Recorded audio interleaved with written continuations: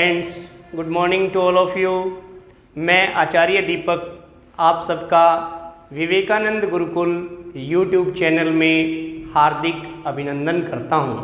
तो प्रिय साथियों, आज हम करने वाले हैं अनुप्रास अलंकार। अलंकार तो आप जानते ही हैं कि अलंकार काव्य की शोभा बढ़ाता है, काव्य की सुंदरता बढ़ाता है। जिस प्रकार महिलाएं गहने पहन करके अपने शरीर की शोभा बढ़ाती है, उसी प्रकार से महिला सुंदर दिखने के लिए गहने पहनती है। उसी प्रकार से कविता सुंदर दिखे, इसके लिए अलंकारों का प्रयोग किया जाता है। तो आज हम पढ़ते हैं अनुप्रास अलंकार। अनुप्रास अलंकार शब्दालंकार का भेद है, जहाँ शब्द के कारण चमत्कार पैदा होता है। तो अनुप्रास अलंकार में क्या है? अनुप्रास अलंकार में इसकी परिभाषा, पहले परिभाषा आपको जानकारी होनी चाहिए कि अनुप्रास अलंकार होता क्या है। जैसे किसी वर्ण की आवृत्ति होना, किसी वर्ण की आवृत्ति होना। अब किसी वर्ण की आवृत्ति होना, वर्ण मतलब अ से लेकर के ज्ञ तक, ये सब क्या हैं? वर्ण हैं। वर्णमाला का कोई भी अक्षर है वो क्या है? वर्ण है। तो किसी एक वर्ण की बार बार आवृत्ति होना, वर्ण मतलब एक वर्ण, क्या? एक वर्ण। किसी एक वर्ण की आवृत्ति होना मतलब उसका 2 बार आना, 3 बार आना, ठीक है? तो वहां क्या होता है? अनुप्रास अलंकार होता है। जैसे अब क्या है, अनुप्रास अलंकार के कुछ भेद भी दिए गए हैं, लेकिन वो मैं बताऊंगा आपको जरूर। लेकिन पहले हम अनुप्रास अलंकार को सीखते हैं कि कैसे इसका प्रयोग होता है। जैसे उदाहरण देखिए आप, तरनी, तनुजा, तट, तमाल, तरुवर,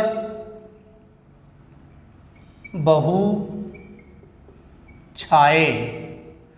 तरनी, तनुजा, तट, तमाल, तरुवर, बहु, छाए।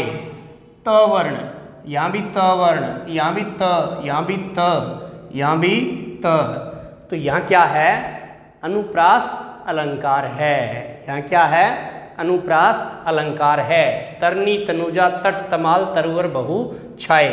नेक्स्ट उदाहरण नंबर 2, रघुपति, राघव, राजा, राम, पतित पावन सीताराम। चलो एक पंक्ति में देखते हैं हम। रघुपति, रघुपति में र, राघव में र, राजा में र, राम में र, ठीक है? अब र में यहाँ अ है, यहाँ र में आ है, इससे कोई फर्क नहीं पड़ना।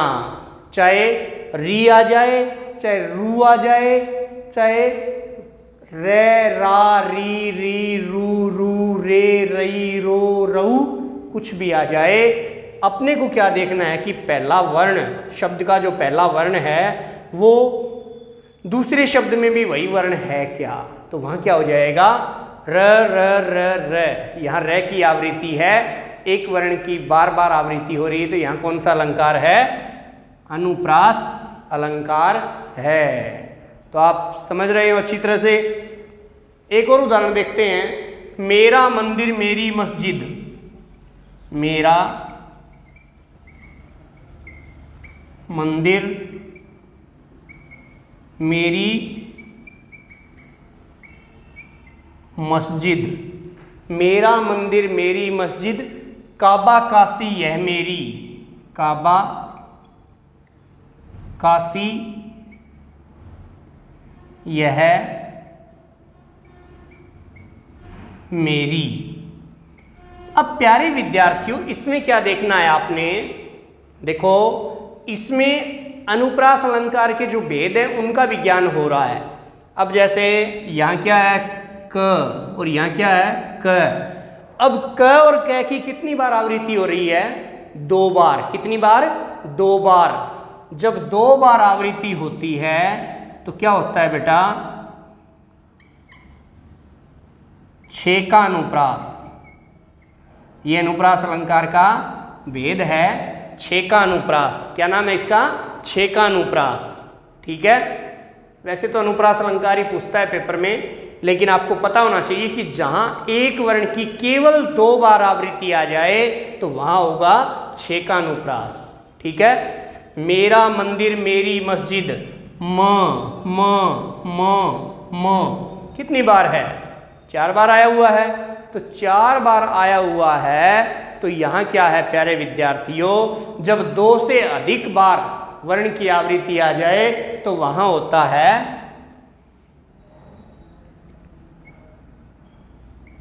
वृत्ति अनुप्रास। कौन सा होता है? वृत्ति अनुप्रास अलंकार। ठीक है। कौन सा होता है? वृत्ति अनुप्रास अलंकार। ओके। तो जहां 2 बार वर्ण की आवृत्ति आए वहां 6 का अनुप्रास, और 2 से अधिक बार आए वहां क्या होता है? वृत्ति अनुप्रास अलंकार। क्या होता है?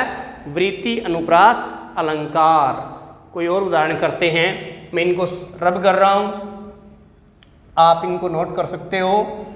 देखो क क 2 बार आई है वर्ण की एक आवृत्ति, तो यहाँ 6 का अनुप्रास है। म म म म 4 बार मैं की आवृत्ति है, यहाँ वृत्ति अनुप्रास है। लेकिन वो आपसे सीधा ही पूछेगा कि अनुप्रास अलंकार है या उपमा अलंकार है या रूपक है या अतिशयोक्ति है या उत्प्रेक्षा है या भ्रांतिमान है या वक्रोक्ति है, तो आपने बताना है। नेक्स्ट उदाहरण करते हैं हम।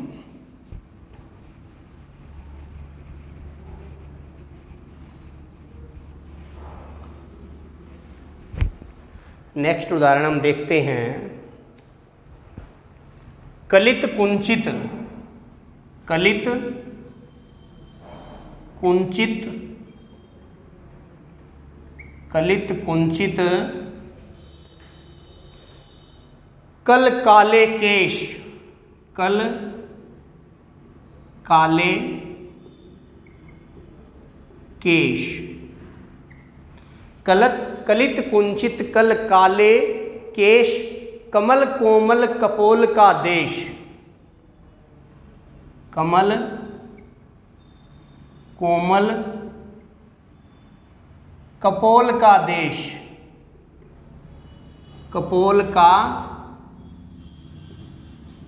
देश। हाँ तो प्यारे विद्यार्थियों, इसमें देखो क यहाँ क आया है, यहाँ क आया है। देखो क, कु, क, का, क, क, क, क, क। ठीक है। तो यहाँ क्या है? यहाँ अनुप्रास अलंकार है। ठीक है। आप इसको वृत्ति अनुप्रास अलंकार भी कह सकते हो। और एक बात ध्यान रखना, ये देखो लास्ट में स है, यहाँ भी स है, केश में श और देश में भी श। ठीक है। तालु शकार है, तो ये जो स होता है ये तालु शकार होता है, मतलब इसका उच्चारण स्थान क्या होता है? तालु। तो यहाँ क्या है बेटा? यहाँ है कौन सा? अंत्यानुप्रास अलंकार। कौन सा? अंत्यानुप्रास अलंकार। अंतिम वर्ण जिसका मिलता हो, अंतिम वर्ण जो चरण होते हैं उन चरणों का अंतिम वर्ण यदि मेल खाता हो तो वहाँ क्या होता है? अंत्यानुप्रास अलंकार। ठीक है। अब एक और है, एक उदाहरण और देखिए। तुलसीदास,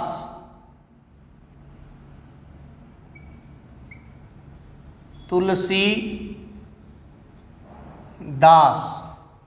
तुलसीदास सीदत निशी दिन, सीदत निशी दिन, तुलसीदास सीदत निशी दिन, देखत तुम्हारी निठुराई, देखत तुम्हारी निठुराई, देखत तुम्हारी निठुराई। अब देखो प्यारे विद्यार्थियों, यहाँ क्या है, अब है तो ये अनुप्रास अलंकार, ठीक है।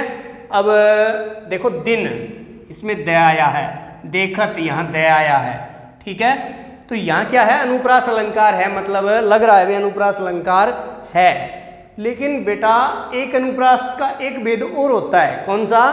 श्रुति अनुप्रास। कौन सा होता है? श्रुति अनुप्रास। अब श्रुति अनुप्रास क्या होता है? श्रु होता है सुनना अर्थ में, श्रु धातु क्या होती है? सुनना अर्थ में। अब श्रुति क्या होता है? सुनने से, जहां अनुप्रास अलंकार हो। सुनने से मतलब, सुनने से का मतलब आता है कि जो हमारे उच्चारण स्थान होते हैं, अब उच्चारण स्थान जिसको आते हैं वो यहाँ कोई गड़बड़ नहीं करेगा। कैसे? त का उच्चारण स्थान क्या है बेटे? दंत। क्या है? दंत। स का उच्चारण स्थान क्या है? दंत। न का उच्चारण स्थान क्या है? दंत। द का उच्चारण स्थान क्या है? दंत। द का दंत। त का दंत। न का दंत। ओके, तो यहाँ क्या है? उच्चारण स्थान के हिसाब से ये श्रुति अनुप्रास अलंकार है, ठीक है। क्या है? श्रुति अनुप्रास अलंकार है। तो इस प्रकार से और भी भेद होते हैं अनुप्रास के। तो आप अनुप्रास इतने में समझिए कि किसी एक वर्ण की बार बार आवृत्ति हो जाए, ठीक है, वहाँ क्या होता है?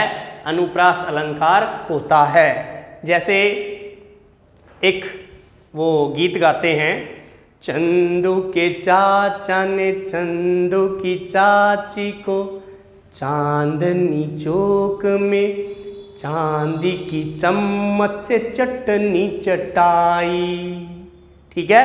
तो चटनी चटाई, चटनी चटाई मतलब च की आवृत्ति हो रही है, तो यहाँ क्या है? अनुप्रास अलंकार होगा। इस प्रकार से प्यारे विद्यार्थियों आपने अनुप्रास अलंकार किया और आचार्य दीपक के साथ आप जुड़े रहिए। आपकी कई भर्तियां आ चुकी हैं, आपकी डेट आ चुकी है, तो पेपर की डेट निर्धारित हो चुकी है staff selection, Haryana staff selection commission के द्वारा।